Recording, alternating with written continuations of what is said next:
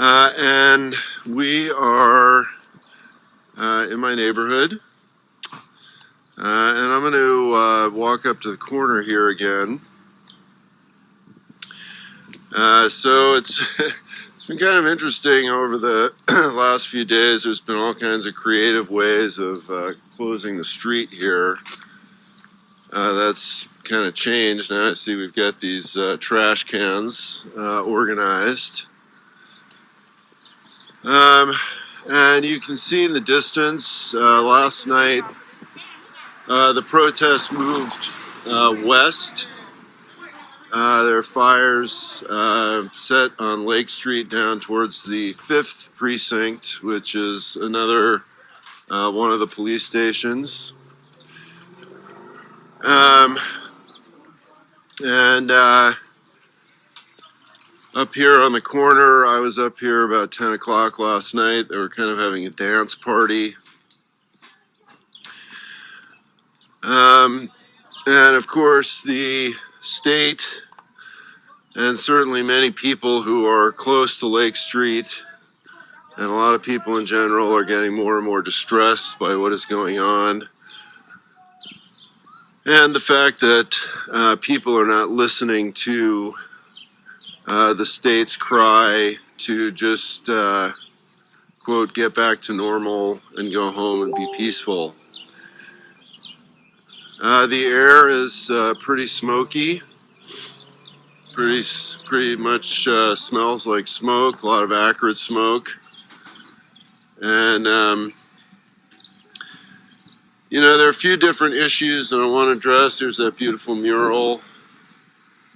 Continues to be kind of a shrine here. There are a few different issues that I want to address as these different narratives are developing on the news.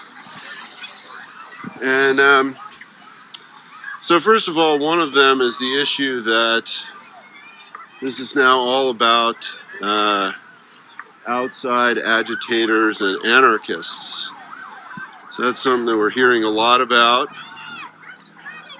Now, there may be some people from the outside that are involved here, from outside of Minneapolis.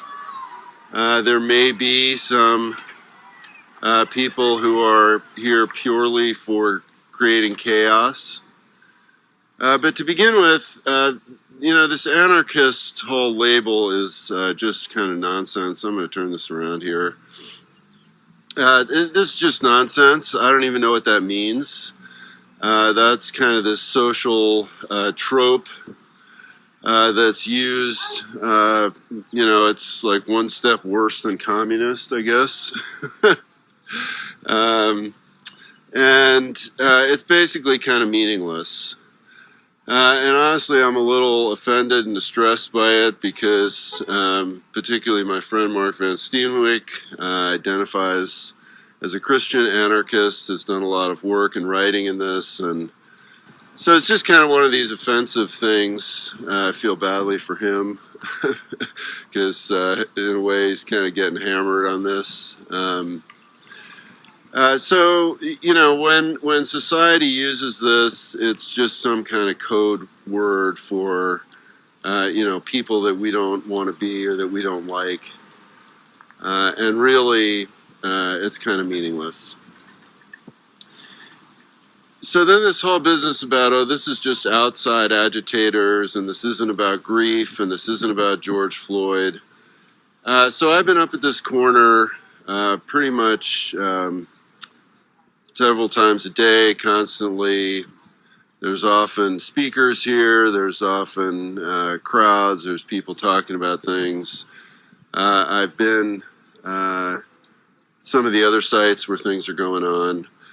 Then I've also been watching Unicorn Riot, which is an independent video production company, news company. So I've been watching the people on there, been talking to people that have been at these places. And I can tell you that the vast majority of people who are involved with this are certainly not from the outside. And they are certainly not sort of mindless idiots who just want to break things. That is not what's going on here. And so it's really important, again, to reject this notion.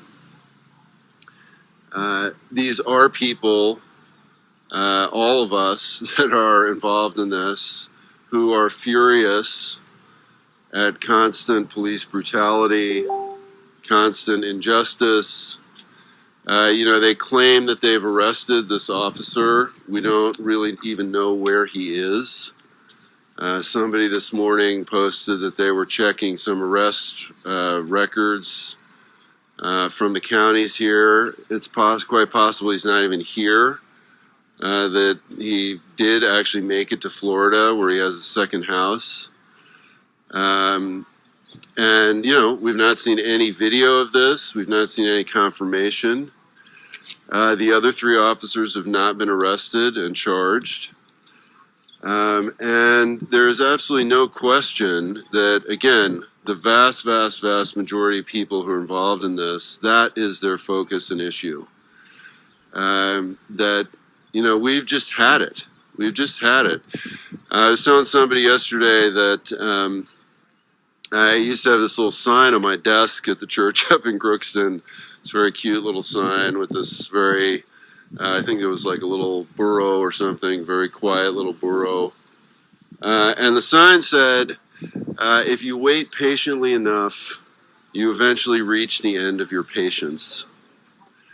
And so what I think you have to understand is that people have reached the end of their patience.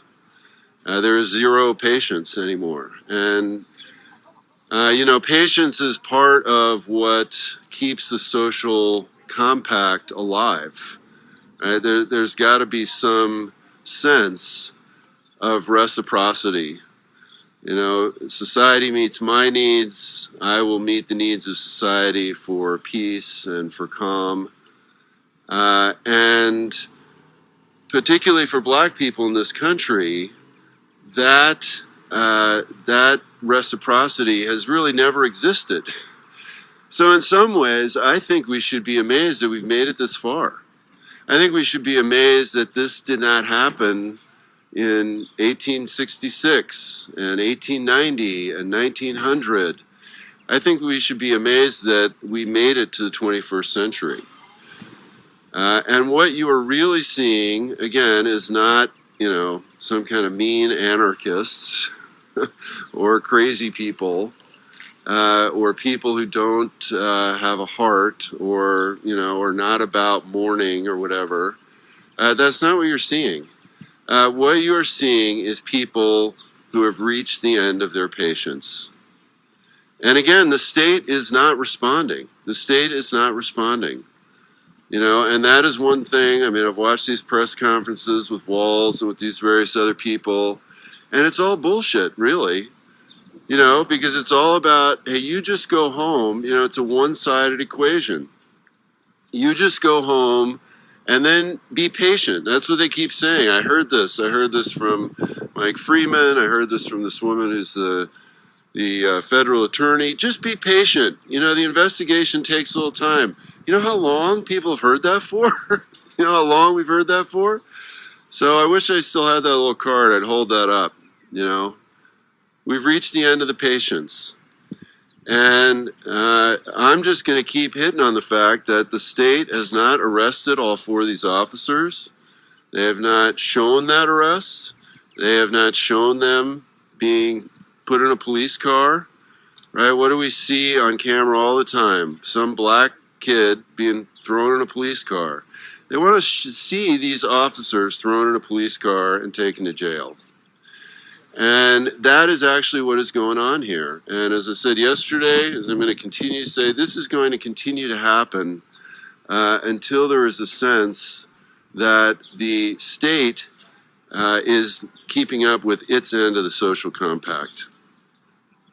So I'm going to turn this around again. So I want you to see the number of flowers continue to grow. Signs. People are tending this. See, there's a sign right there, all 4 of them. They got all 4 be in jail.